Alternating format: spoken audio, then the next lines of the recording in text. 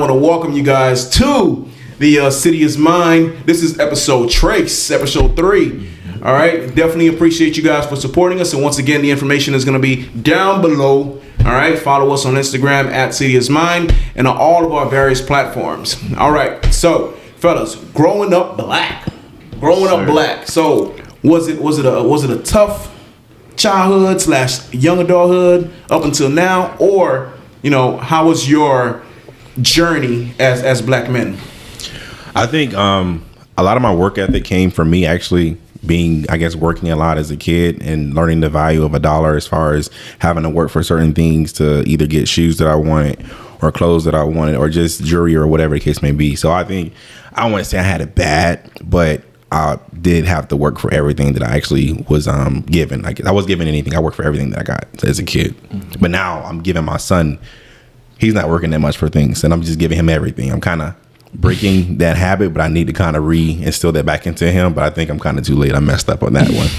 Oh, so you're spoiling him a little bit. I'm spoiling him a little bit. A lot. Way too much. He has way more shoes, way more stuff than I ever had. I had to work for all that stuff, but now he just has it like whatever. It's hard not to. I mean, we're doing better than our parents were. So, right. You're able to provide that for him. But I understand, like, you want him to know the value, even though, it's not easy. You got to work for something. More well off than you did. Gotcha. Yeah, that's most definitely. But this one of my struggles is growing up, just having to work. I wouldn't say it's a struggle, but working for everything that I had to get. So it was a good value, I guess. Because eventually you're gonna have to cut the cord, right? Eventually he's gonna have to learn how to get things the way you're getting things, or the way you learn how to get things on your own as well. Right. And that's a fine line as a parent, because once you see your children, they want something, and then it just comes to the back of your head. It's like, man, I remember when I used to want that. I used to want the Jumpmans. I used to want to play, Donkey Kong Country, right. But then I was told I couldn't do it until Christmas, and it was only like February. Right. So it's kind of like, like certain things that you see that you are able to afford or to buy for your children, you basically, it's hard for you not to, but there's also discipline that you must instill in your kids. Gotcha. Yeah, that's what we're working on right now. Well, we continue a continuous process of discipline and just working for things that you actually deserve and you want. Mm-hmm. Right. What about you, Stan? Ooh, growing up black, dangerous but fun. I mean, it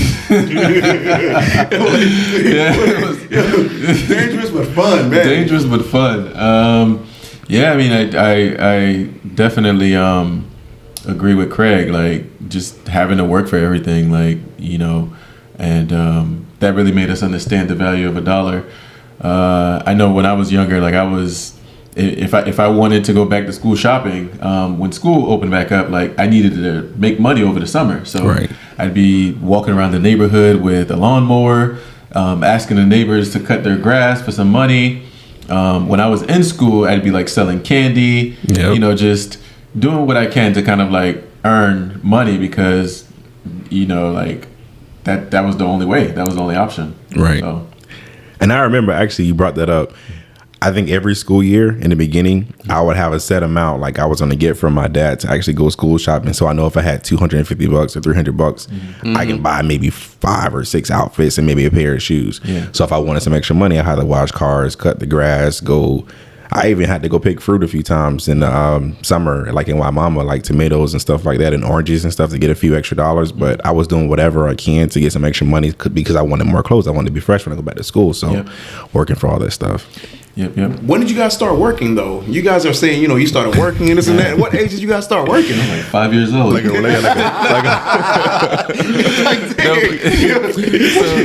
real job, or just like working just to make some money? It's like, man, for real. So, all right, so when did you start working like a real job, like a W-2 man, job? I was walking... a real job. Oh, okay. Yeah, like a W-2 I was about to say, job. I was like watching cartoons and eat my cereal in the morning and clock in when I'm done. It's time to go. Right. No, my dad, he used to flip houses when I was younger. So I was literally like 7 years old, waking up at like 6 o'clock in the morning to drive out to a house that he was working on, and I'd be painting and doing some housework. Gotcha. And you know what that reminds me of though? Like as far as like you seen that as a child, right? You seen your dad, and guess what? You're doing that now, right? Yeah. Aren't you in the real estate? You're in the real estate, and you're flipping homes as well. So this is the lesson that you saw growing up. That it's like, hey man, like my dad's doing it. You know, hey, this looks interesting. Yep. So that's why it's so important. You know, especially as fathers, man. That's why it's so important for us to instill these characteristics in our children, right? So, but as far as me, man, I didn't start working until I was like I think like 16. You know, I was in the frying machine at McDonald's, man. You know, like that was my first job. All three of us worked at McDonald's. Oh yeah, that was your first job too. McDonald's. We actually worked together at McDonald's. Oh, yeah. Man, I hated it. It was cool. So y'all was working at McDonald's and McDowell's, man. Which one? Hey man, it was Whack Arnold's. We used to have, that's when Dave Chappelle was popping when he had the Whack Arnold's commercial. We was in there trying to talk to females, and the female like tried to go and approach her. She's like, "Hey man, back up! You smell like French fries." I'm like, man. Wait, that was when you guys working? Like, were you working in the mall? Or was it like in the hood, right by Robles, actually. Yeah. So wait a minute. So y'all used to talk to like the females that came in and just like you on the frying machine and you just like leave the frying machine. Yeah, we would talk to them like if I was on the fry or we was on the I guess the line to make the sandwiches or making the fries, and then somebody was like, hey, somebody at the front desk or whatever would shoot our shot and then get shot down. And so wait a minute, man. Does McDonald's just recruit like young kids or what, man? That shit used to be funny, man. Why everybody working at McDonald's the first job? But that's crazy. I did it. I think because Stan was doing it, my other friends were doing it as well too. So it was more like it was work, but it was like you used to hang out with your friends at work. We used to freestyle in the freezer, shoot dice in the freezer, stuff like that. Make chickens. wait, y'all was in the freezer freestyling? We was in the freestyle and in the freezer freestyling and shooting dice in the freezer. We turned that McDonald's out, to be honest. Oh man. But it was fun though. It wasn't really like work, but it was working. It was fun. And then what? Did you get fired? I got fired. I ended up quitting when I started college. Okay. One of y'all got fired. I got fired. If you're freestyling in a freezer, so your boss came in, he was like, hey, that bursting shit, man. Like you gotta go. We used to do anything we wanted. Like we were back there inventing like new things. There was what did we invent? Like we put the chicken nugget. Yeah, we cut the chicken nugget in half and put lettuce. In half. Yeah, put like lettuce, bacon bits, and like cheese, mac sauce, and just like smushed it on the grill. Hey. That shit was good though. Oh, you did it for yourselves. Yeah. Oh, I thought if I ordered like a quarter pounder, I'll get like a sandwich full of nuggets. I mean, if we knew you, we hook you up. Hook you up. Oh, I got you. Give you exclamation chicken or some extra fries or whatever. Hold on, man. We trying to get a sponsorship from McDonald's real quick. But what's crazy? What else with sandwiches, y'all? What's crazy, man? I got fired from McDonald's, the first job, and actually the only job I've ever got fired from. But being that my name is Craig, I got fired actually on my day off. The manager was hating again. She was hating on me. Oh man, I just put that together, man. So were you actually off? I was off that day, and I had called in the day before, and she came in and she had noticed I didn't work that day. Yeah. So the next day when she came back in, she was like, hey, if you can't commit to your schedule, then I'm gonna have to let you go. I'm like, well, I had to do something at school or whatever the case may be. He's like, we'll have to let you go. But she fired me on my day off. Right. So when your kids, right, want their first jobs, you know, things are different now. Mm-hmm. So would you recommend them starting somewhere like a restaurant or starting somewhere like, you know, or, you know, like where would you recommend them for work? Like, I think grocery stores are pretty straight too. Yeah, grocery stores, Winn-Dixie, Publix, something like that. But I kind of want my son to actually get a job like at some point to just learn the value of like earning $1 in like taxes and things like that. But right, I would say it's safe. This is going to lead me to the next segment. Now, you know, as far as leading your children, right? So education. So growing up black and education. How has education affected you as far as like the education your parents instilled of you growing up? Was there like a stress or an importance placed on education growing up? Ooh, yeah, I mean, my parents definitely stressed the importance of education a lot, actually. And, you know, I always did well in school. I always got straight A's. The one thing I think was an opportunity for me, because, you know, we grew up in the hood, so we always kind of went to the local schools.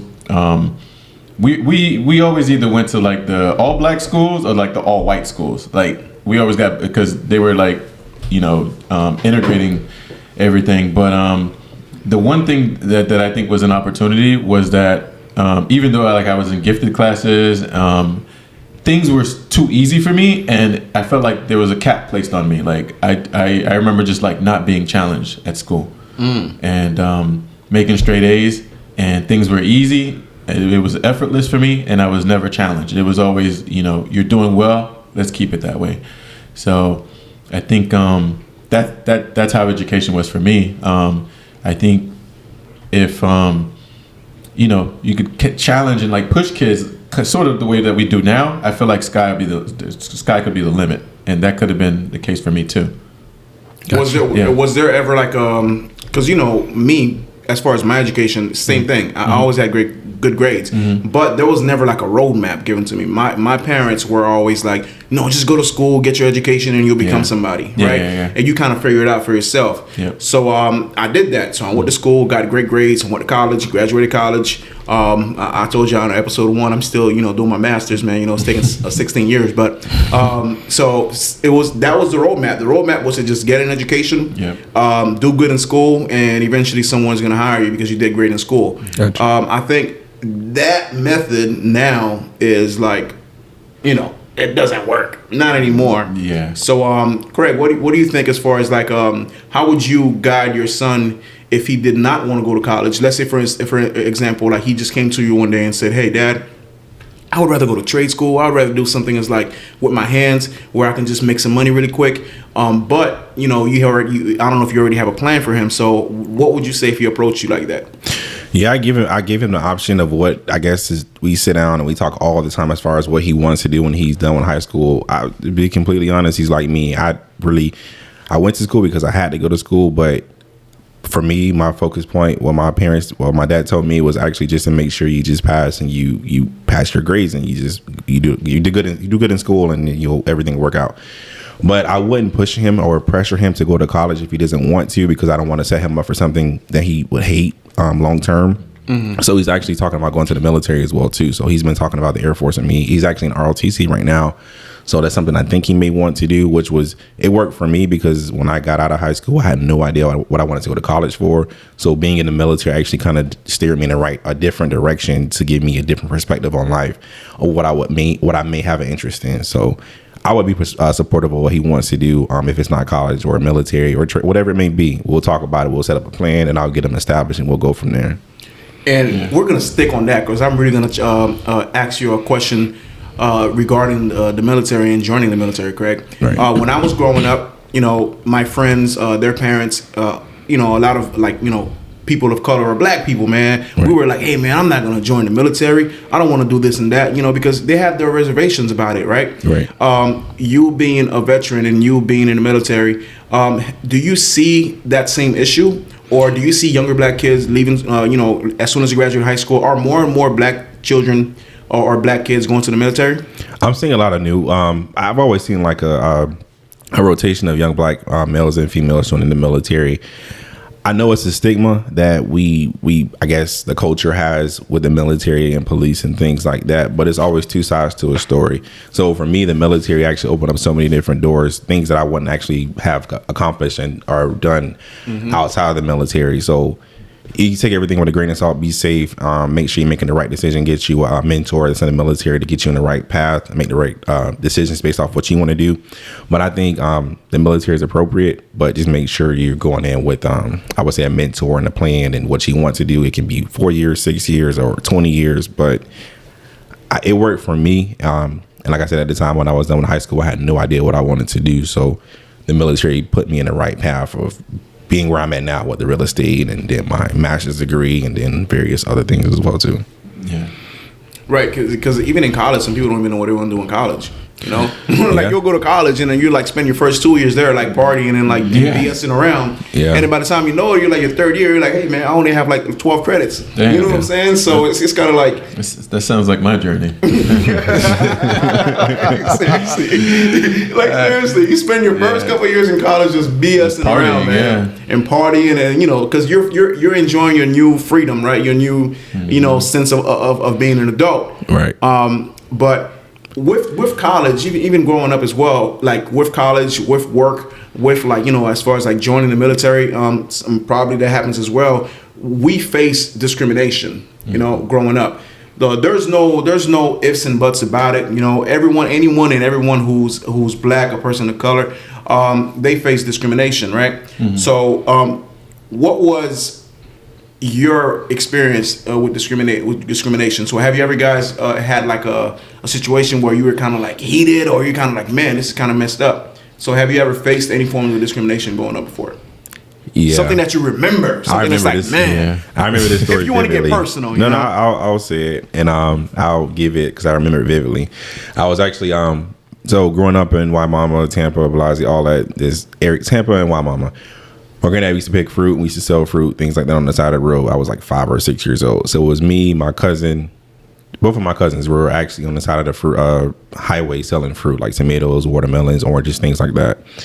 But I remember it in the location like vividly. We were on 301, like right before you get to Big Men on the right hand side, like you're coming from Tampa. And we were out there like holding the sign, like we're selling fruit, like this is what we have: watermelon, tomatoes, blase, blase. But it was two of these guys in a truck with a Confederate flag, and they drove by and they yelled out the word nigger real fast, like loud, and they were laughing. And I knew what the word meant, but I was so young, I didn't know how to like perceive it. So I'm like, whatever. But then they came back around and they did like a turnaround. They did it again, and they were like honking the horn. But it stuck with me for the rest of my life. And that was my first, I guess, racial experience with or dealing with racism, being called that word as a young kid. I was like 5 or 6 years old, but that was horrible. What about you, Stan? Damn. Yeah, I mean, not only did I grow up black, I grew up Haitian. So it's like I feel like back in the 90s, like it wasn't popular to be Haitian, you know. Yeah, I remember. And you know, I immigrated here. Creole was my first language, so you know, I spoke English with an accent, and I'd get teased a lot at school. I remember one kid. And this was like the dumbest kid in the school, but this one kid, like he used to make fun of me, and it didn't make sense. So it didn't really bother me because it didn't make sense. But I just remember like people used to laugh, and it was the stupidest thing in the world. Like he'd walk up to me and just say Haitian patient, Haitian patient. Wait, what? I'm gonna laugh, like, man. But you said Haitian patient? Haitian patient. Like it wasn't even a real word. He was just trying to make something rhyme to make it sound stupid. He was just trying to make something rhyme. So and I just remember like I never like really did anything about it until it stopped. Like I just sort of ignored him. Because even as a kid, like I wanted to get mad because I'm like, yo, I can't just take this. But part of me was just like, yo, he's an idiot because that's not a real word. You know what I mean? So, yeah. Okay. That was. So I mean, so like if you go to the doctor now and the doctor is looking at you and say, hey, that's my patient right there. Would you get upset? Would I get triggered? You're about to like spaz out on the doctor. What'd you call me? You call me a patient? His eyes started twitching. Like, yes, I'm Haitian, and I'm a patient. This is my Haitian patient. Yo, what did you say? Oh man. How can you imagine that, man? Yeah. This guy like turns into the Hulk, man. It's a one word. But yeah, that's funny. Craig, man, I honestly, like, he's not lying because, like, growing up also in the 90s, you know, even being in school, kids used to like tease Haitians as far as, hey man, you guys eat cats, you guys eat like barbecue, like, like all kinds of like, like goat feet and stuff like that, right? Yeah. So like, and also it was like, oh, you guys do voodoo and this and that. So it was a lot of discrimination coming in, like from even our own neighborhood, But everyone, like I said, everyone's faced some sort of discrimination. I have too, man. I can't tell you how many times I've been pulled over, but to be real with you, the majority of times I've been pulled over, I've gotten like warning tickets, man. The things we talked about could kind of like spin off into a longer conversation. Like you talked about getting pulled over. I mean, that's that's another thing. Discrimination by police. Yeah. Yeah, I wasn't like OG or anything like that, man. I just ran a red light, I wasn't getting chased on the highway. When I was like my first year of college, like I stayed home and I would drive drive home after class, and sometimes I'd have to like cut through this neighborhood because I got home quicker. And I remember getting pulled over like 3 days in a row, and then by the same cop. Third time I get pulled over, he's asking me like, why are you driving through this neighborhood? And I'm like, I'm trying to get home. And he's like, oh, do you always come this way? Like, he really went in deep and interrogated me. And I'm like 18 years old. I'm just like, yo, what's going to happen?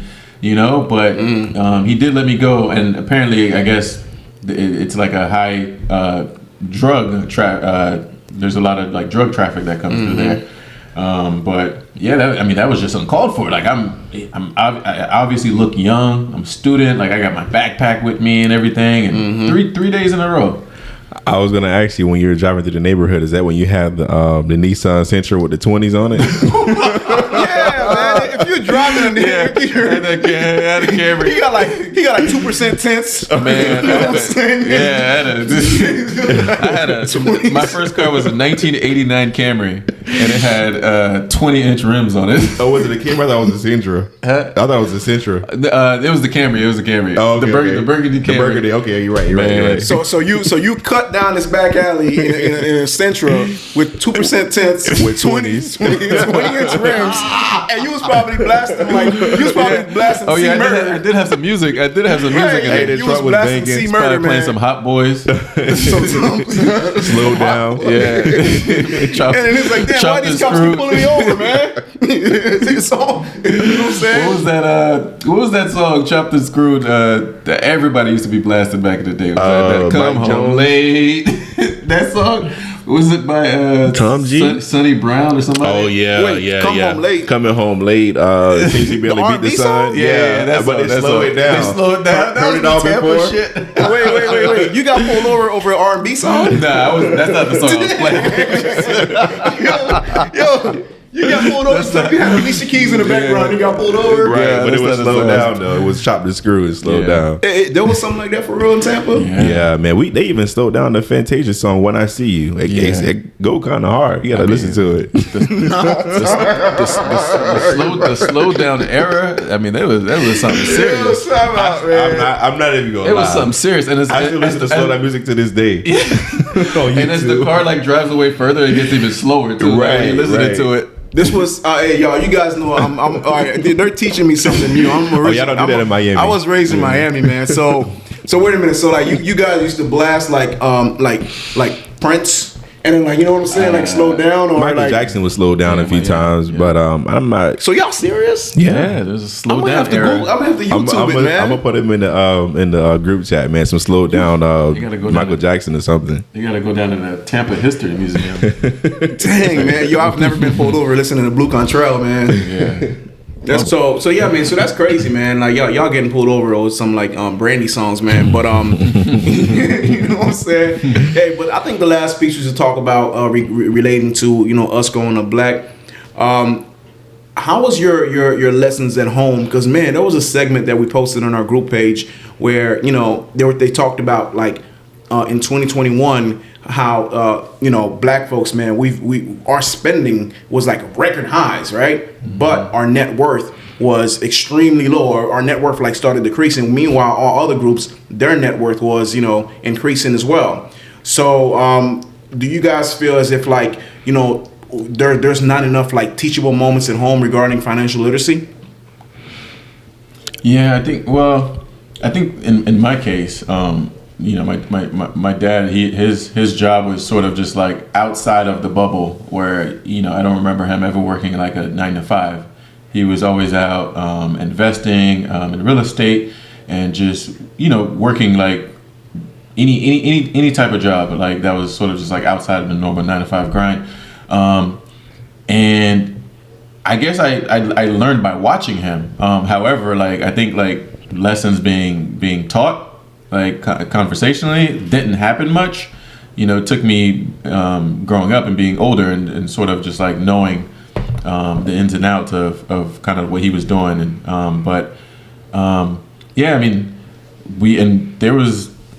I have 8 siblings. You know, there was 9 of us at the house growing up. So, you know, the fact that my mom was she was able to be a stay-at-home mom, and, you know, my dad worked and he supported us and he did a good job at it. So, I mean, he had to sort of be on his grind, but as far as like passing down that information and showing us the ropes, even though like we were right there with him, sometimes like helping rehab some of these houses, I feel like there could have been more conversations, you know, about just handling your finances and being able to support like a big family like that. What about you, Craig? Was financial literacy a big part of your household growing up? It was, but not like a big portion of it. I was always taught like the principles of how to save money, pay your bills on time, and make sure if you put something on when you establish credit, make sure you always pay it off, because you don't want. That's one thing that is how they identify you in America is when you apply for something, they want to look at your credit. So I was always taught to save money and I guess to manage my credit, but it wasn't like a big push for me, I guess you can say. But I guess over time I just figured it out and just learned it. But it's something that we can all benefit as a young teen to know about credit and how to save money and how to invest certain things, or if you get a paycheck, breaking down percentages like your bills, savings, and investing when you receive a certain amount of money. Yeah. All right, so I fell victim to turning 18 and getting a bunch of mail, getting a bunch of mail as far as like credit cards. So I remember as soon as I turned 18, I got like credit cards galore, right? Credit card offers galore. So just being personal with you guys, growing up, financial literacy was like, go to work, you know, as far as like earn money and pay your bills, right? Like, so that was financial literacy. You know, as far as like receiving credit cards and things of that nature, it's like, oh man, you qualify for $1,200. So here I am, you know, I got $1,200 credit card, and I'm over here, you know, like, you know, buying like, you know, the Sega Saturn, you know, so it's kind of like, you know, my spending habits back then. It was terrible, man. It was terrible because I didn't have that sense of education, because, you know, when you have two parents who are constantly working, and then you see that, even though I appreciate them for that, because it taught me a valuable lesson as far as like, you know, working hard. But there's additional teaching moments that parents should have, especially, you know, parents in our community. Like, hey, listen, when you turn 18, they're going to start hitting you up. They're going to offer you this, they're going to offer you that. You're going to have to learn how to manage your finances, so that way you don't get caught up in a trap. Because, you know, as soon as you're that young and you start making mistakes, that could affect you your entire 20s, right? Yeah. And you know, when you're that age, from that age up until you're like, you know, 30, you know, any move that you make is going to affect you for the rest of your life. So especially with money.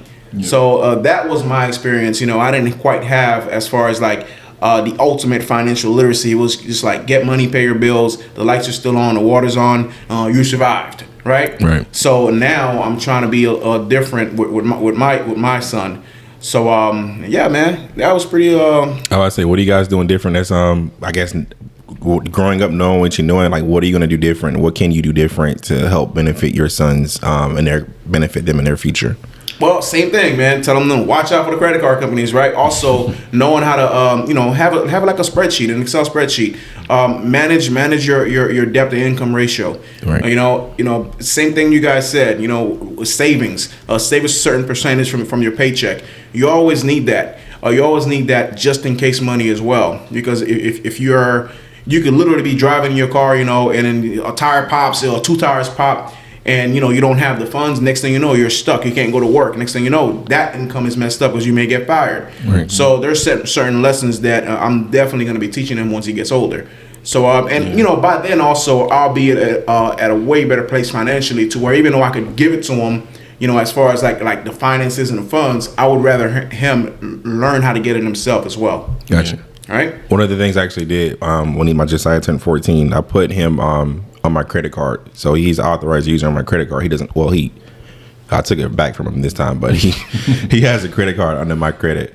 So he's actually building and establishing credit right now. So hopefully, well, when the time he turns 18 and 17, whatever the case is, he'll have like A+ credit, because he has. That is dope. Wait a minute. So you took the credit card. So was he buying stuff from like from Minecraft? No. So what he was doing, I gave him a limit. His limit is his allowance like $200 a month. But he would go to 7-Eleven all the time. He would buy stuff at the mall. He go with his friends. But the reason I took it was because his grades were slipping. I'm like, I'm taking all your privileges, your phone and your credit card. So he'll get it back at the end of the 9 weeks when his grades pull back up. But when he's 18, he'll have good credit.